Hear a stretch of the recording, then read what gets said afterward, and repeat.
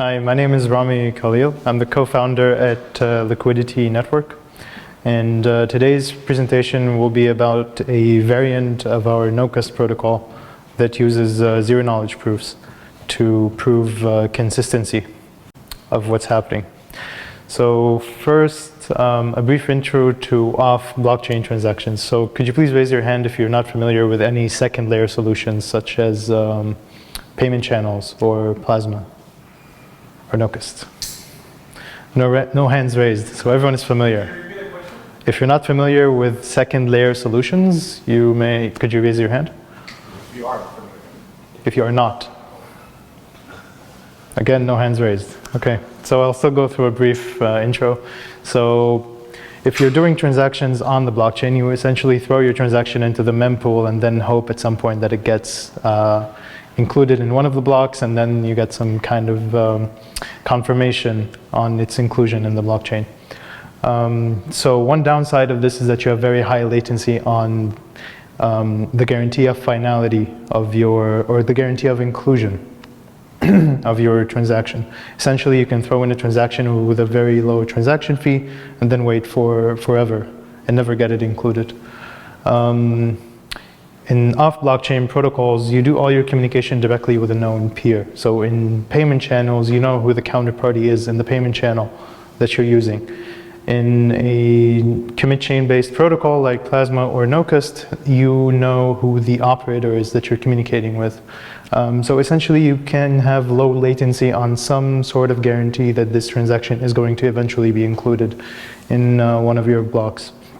Add, of course, the cost of delayed finality of this transaction, because eventually this operator needs to submit a transaction into the blockchain, and this transaction needs to be included and needs to include your transaction. But it's all a matter of responsiveness, at least from my perspective, because you want high responsiveness in whatever applications, whatever wallets, or whatever user experiences that you're trying to achieve. So a rough taxonomy of these solutions would be commit chains and channels. Commit chains would be something UTXO-based like Plasma, where you have accounts and you have spent coins, and you basically have a small Bitcoin-style ledger. An account-based ledger would be NOCUST, and we're basically here. We're going to talk about why applying zero-knowledge proofs to one of these protocols may actually improve its security or give you better guarantees. And this is a very rough taxonomy. Don't take it too much to heart. I know there are some things missing here, but I just want to give you an outline of where we are. So what is the rough life cycle of a commit chain? This generally applies to something that is Plasma-based or NOCUST-based.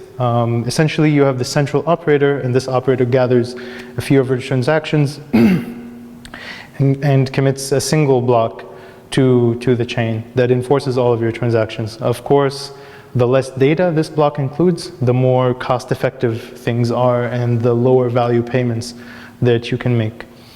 Without zero-knowledge proofs, without any guarantees by some verifier algorithm, you sort of see protocols include this challenge and response phase, where the block is proposed and essentially no challenges against it sort of just implies that it's correct, that everyone knows what the data behind it is, and no one really disagrees with what's inside it. In terms of NOCUST, we have periodic commitments, and there's a timeout period where anyone may efficiently dispute any data inside the commitment sent. And first, I'll just go through a brief introduction to vanilla NOCUST, no zero knowledge, prehistoric times, nothing special going on. At the very core is just a data structure that allows us to then build some reasoning around accounting. What is balance? What does someone own? What do they exclusively own? And around that, we can build a challenge response game to ensure honesty of the operator under any circumstances. And then, given all these factors combined, we then have a secure protocol for actually making off-chain payments at, well, zero gas cost, such that the operator only submits a constant size checkpoint that aggregates everything, and if there is anything wrong, A user always has the power to retain custody of their accounts and ensure that their balances are consistent and everything. So breaking this up into smaller pieces, we basically first create this part where we just give meaning to the data. We give data representations. We define what balances are like, what transfers are like, what users are actually like. In this model, balances are actually intervals exclusively allotted in a tree. Transfers are simply a set of transfers that are then committed to with a Merkle set. And users are their respective Ethereum addresses. Then we define what consistency means. What are the goals of this protocol? So I won't actually like throw a giant Merkle interval tree at you in a slide. I just want you to think on a high level that we have a set of goals that we want to achieve, and then all these data structures and all these ways to achieve them basically come later. But we have to be solid on exactly what are the security goals that we want to reach, such that when we actually do reach them or we don't reach them, we know how we're reasoning. So in terms of consistency, for payments, this is really straightforward. You have correct accounting. Whatever I am debited with, I am actually debited with. Whatever I have received in some way or the other, I actually get credited with. So my balance increases and decreases, logically. Valid authorizations, nothing happens to my account in terms of debits without my authorization. So I have my own custody, basically, self-custody. In NOCUST, this is a bit more intricate, because self-custody also requires that the owner of the account knows the state of the account in the commitment after every commitment. So there is a periodic check that the client comes and does and receives only the leaf that is relevant to them in this Merkle interval tree. And then we want to actually enforce all these nice consistency rules that make us have custody of our own accounts and for things to make sense. In vanilla NOCUST, we do this through two types of disputes and allowing users to solely rely on the parent chain, which is the blockchain in this model, for exits. So the first kind of dispute is the integrity dispute. So one thing that an operator might try to do is debit you for the transaction that you authorized, but never really credit the recipient. That has its own dispute mechanism.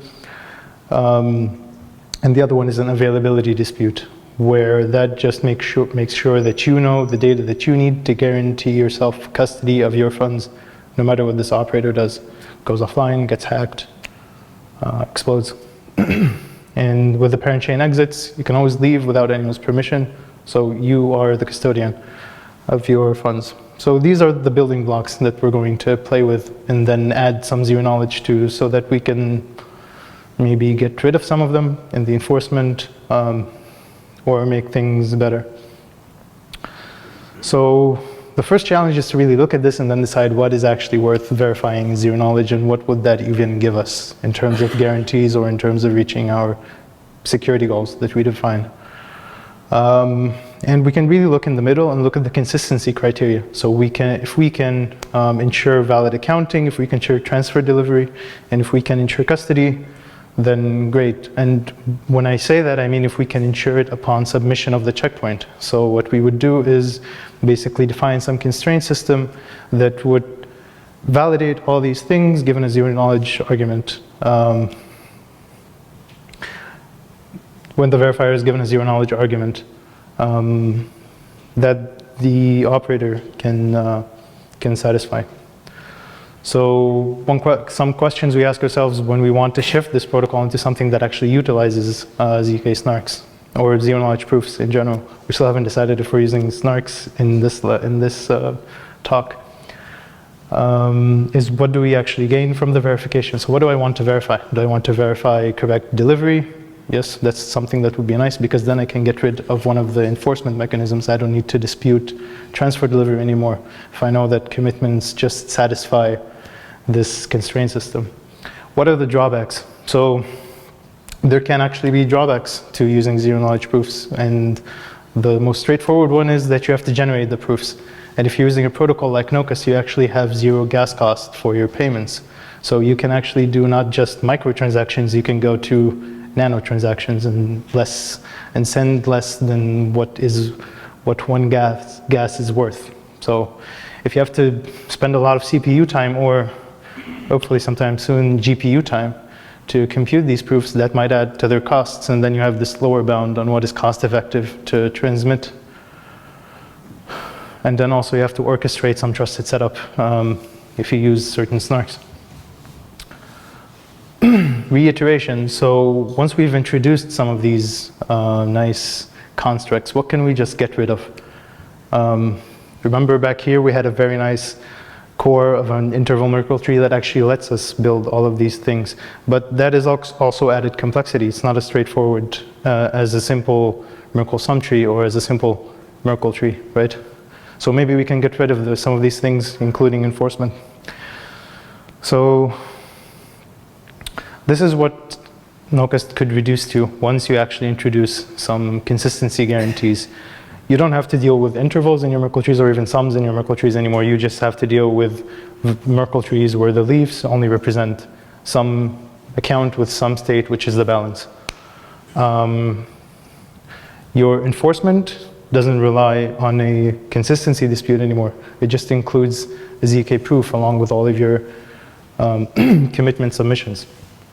And then the challenge response game reduces to only a game about data availability because you have consistency. Is everyone following? If there are any questions, please feel free to directly interrupt me or raise your hand if you're not too much of an interrupting person.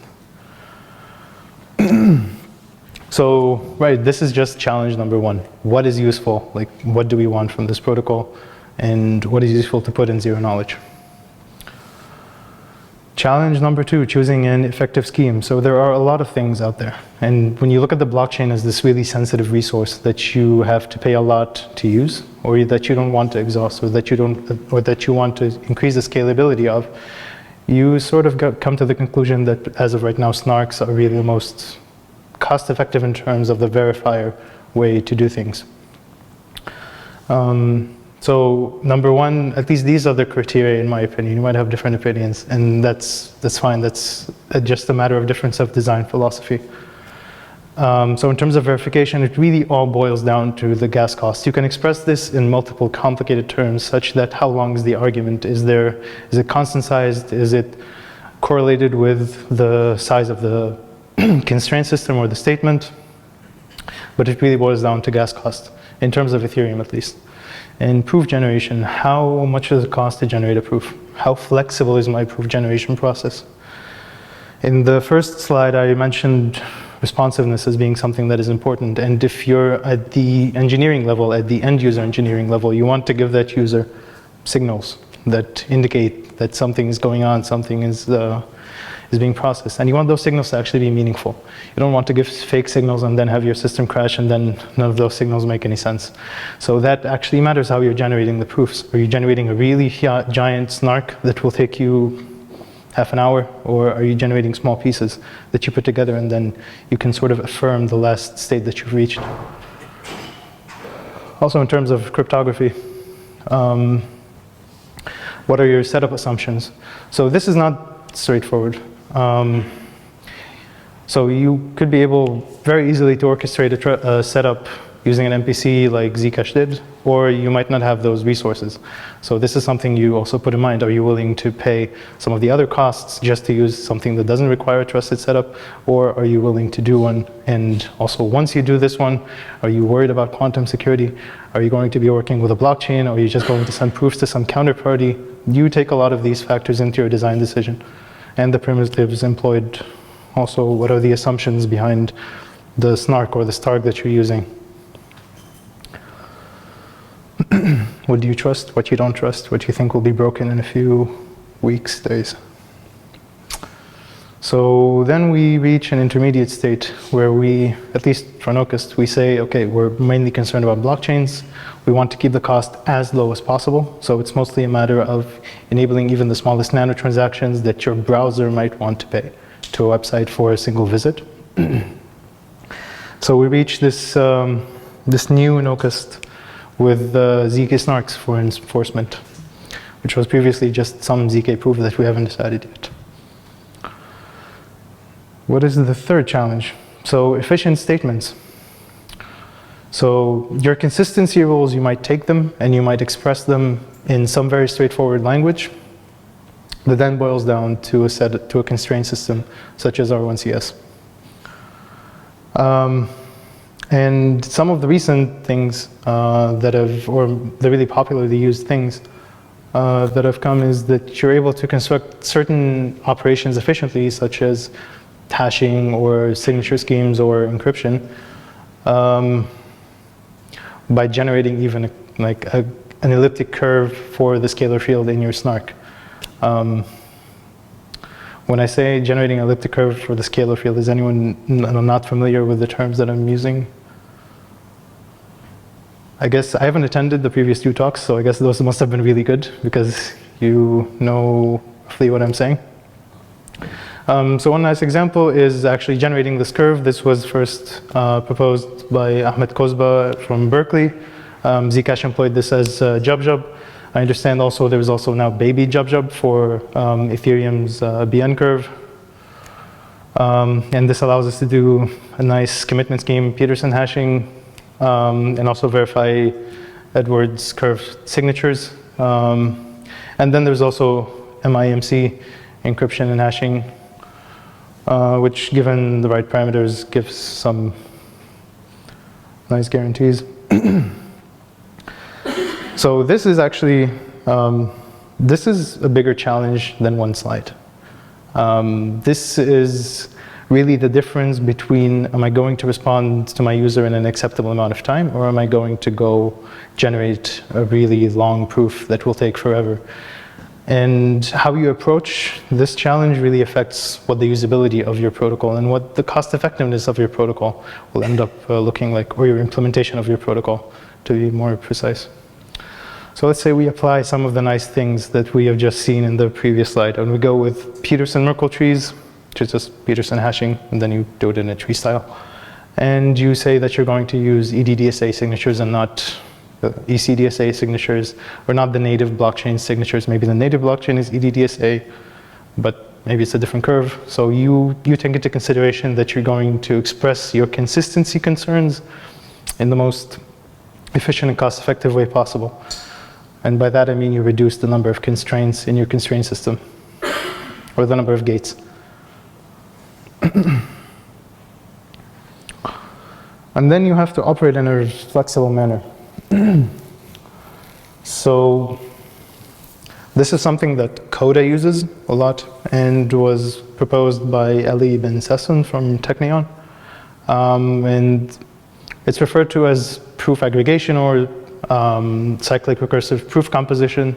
And it really gives you in your design a lot, or in your implementation of the design, a lot of added benefits. Mainly, let's look at this first one, being incremental. So this is really more fault tolerant, because you might spend a lot of time generating a really large proof and then some server somewhere disappears, and then all of the generation that you've done is really lost.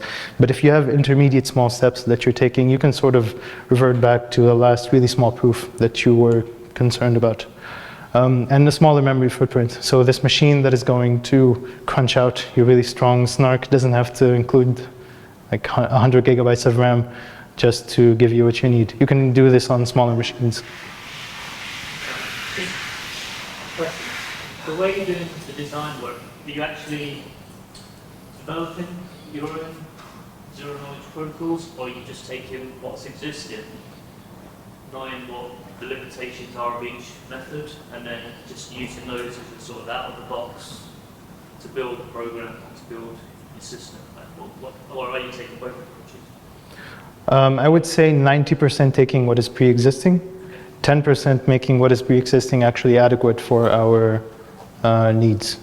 So we're not competing with Jens Groth, for example, in the next SNARK verification protocol. We're mainly concerned with the protocol design level, where you're actually making something that is employed and makes sense.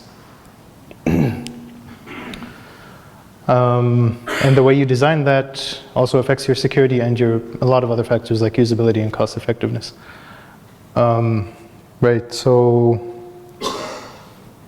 If that was unclear, the main concern of this talk is taking what we established as already a secure protocol and saying how we can improve its guarantees, how we can support more things with it using pre-existing zero-knowledge proof work.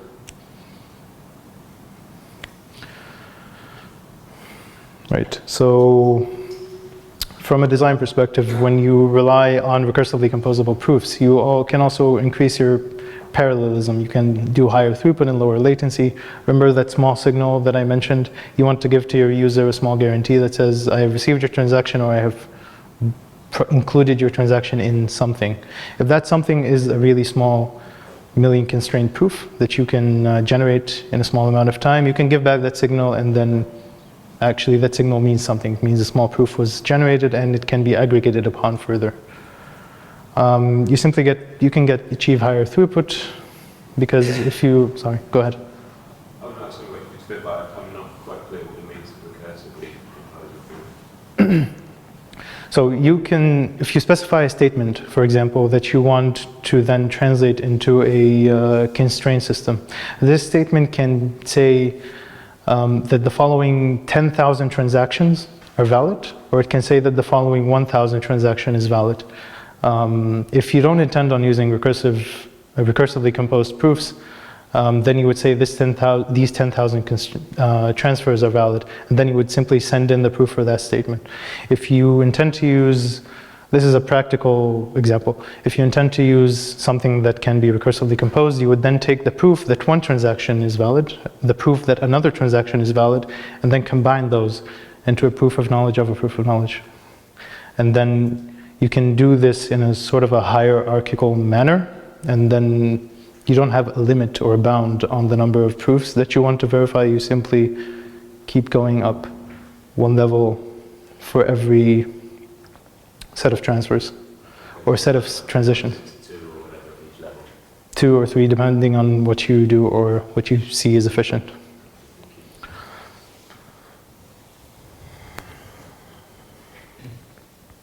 All right, so we were parallelism and then we went to versatility. Also, this is the viewer bounds argument that I was saying. I don't have to know upfront exactly the bounds on how many transfers I'm going to verify or how many state transitions I'm going to verify. I can simply keep going along as long as I can, as long as I don't have to submit my checkpoint right now, or simply as long as I can do.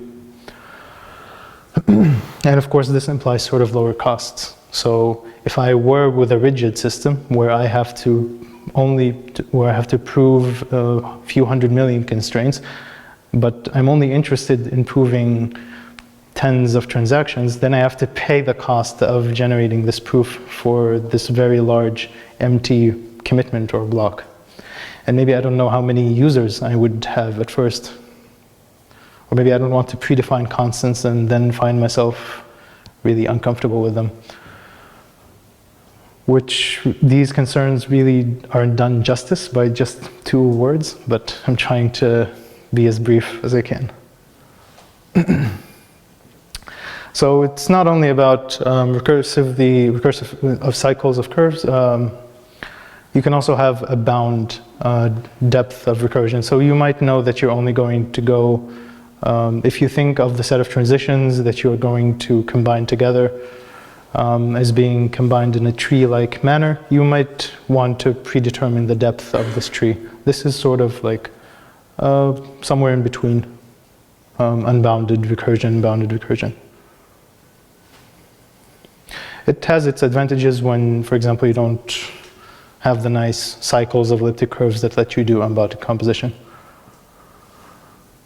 So then we go to a version of this old protocol that then uses this unbounded recursive structure to not have to predetermine beforehand what it's going to do. It can just flexibly accept as many users as it wants, as many transfers as it wants, and then only have to do processing that is as much as the workload. Proof generation that is as much as the workload. Then you run into a giant wall of compatibility. For example, Ethereum. Right now, the working version of NOCUST that is deployed is on Ethereum. So this would be our main concern. There are only precompiles for... You mentioned about recursive debt. Yeah. How much are you offering for recursive debt? How much am I... Keep you going, like, is it infinite like quota, or do you have a limit for that? No, so we're using the cycles of curves that let you do unbounded composition. I believe there is a protocol that is using the limited depth, but I don't recall it fully at the moment.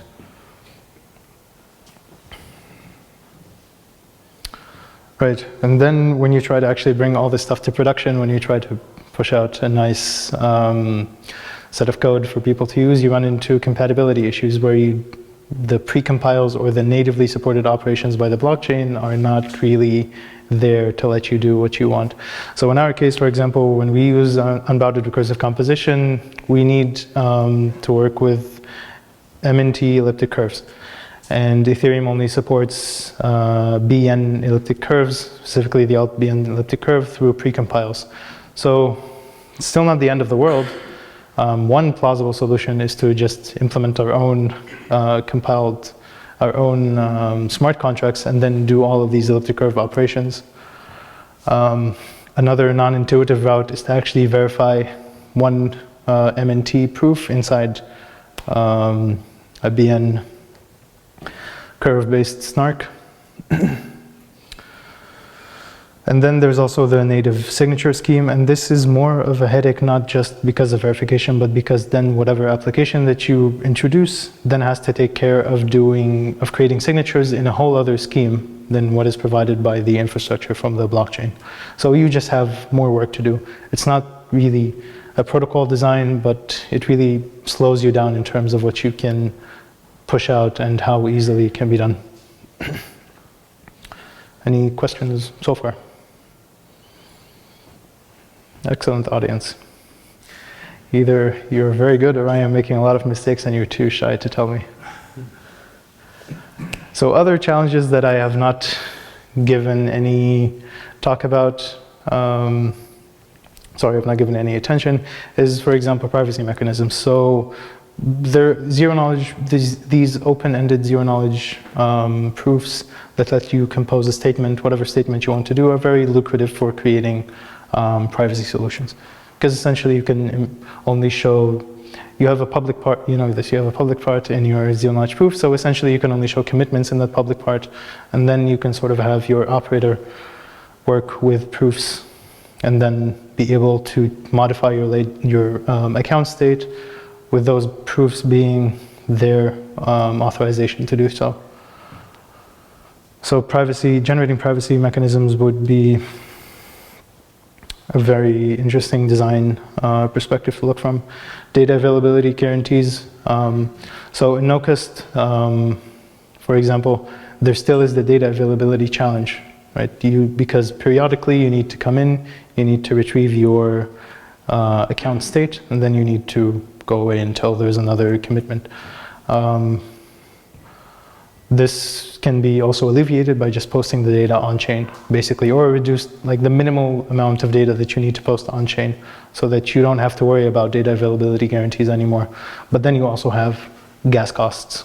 So it's a matter of which would you prefer, zero gas transactions or some transactions that have a fee associated with them, and what the user is really comfortable with, and of course, how these operators of these protocols actually end up looking like. For example, data availability might not be too much of an issue. You might find random operators that are crashing every day. Some operators might be, some operators might be known. So for example, an operator could be a famous tech company, and then you're fine knowing that this tech company isn't going to lose all of its data. Because really, if you think about it, in the worst case, the worst thing that an operator can do right now is lose data to an account that it can never claim the funds of. Because if every commitment that the operator posts is consistent, then it can't just debit your account and take your funds. So there's no incentive for the operator to actually act against you. Censorship resistance. This is briefly touched upon in another protocol, also from Liquidity, called TEX. And zero-knowledge proofs there are used to sort of alleviate censorship, potential censorship, and also federation. By federation here, I'm sorry, I don't mean federation of the users. This is very clearly managed by the operator. I mean federation of who the operator is itself. At some point when you try to reason about the protocol, you see that the operator having actually an identity is no longer of any value, because alongside every commitment, some proof has to be submitted that this commitment actually makes sense. So if some random person comes in and submits a valid commitment, good for them, we just made one more block, it's fine. Unless we have worries about race conditions and unless we don't want to really reason about reaching consensus of on what the next state update should be. And on the implementation side, of course, faster provers. Right now, we're using CPUs pretty well.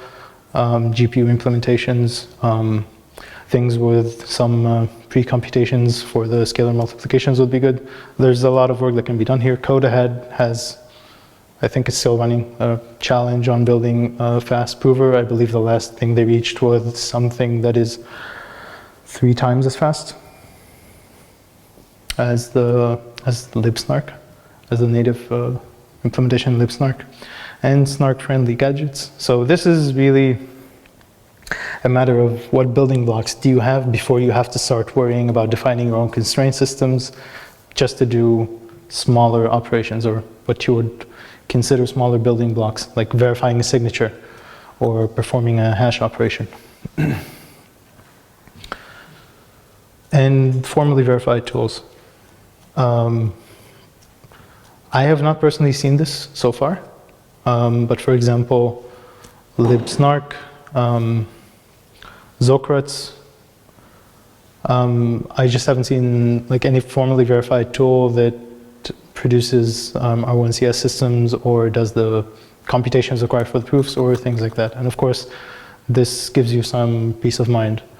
One other thing that is kind of interesting is actually verifying that an R1CS constraint system actually models some problem.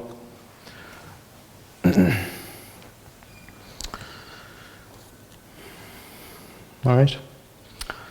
That is my talk, and thank you for your time, and thanks to Consensus and the organizers for this great event. If anyone has any questions, I'm right here.